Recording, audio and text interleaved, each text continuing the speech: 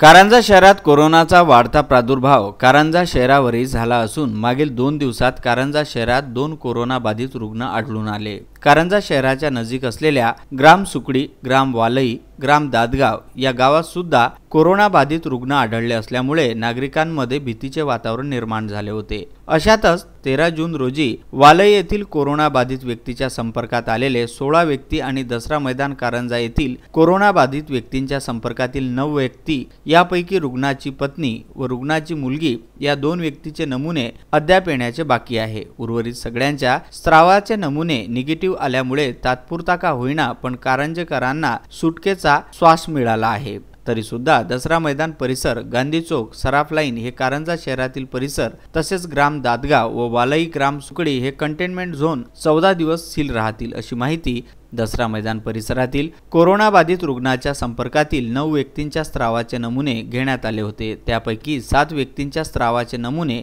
Negative आले असून 2 व्यक्तींच्या स्रावाचे नमुने पॉझिटिव्ह आले आहे अशी माहिती तहसीलदार धीरज मांजरे यांनी विदर्भ न्यूजशी बोलताना दिली। अक्षय लोटे, विदर्भ न्यूज, कारंजा लाड।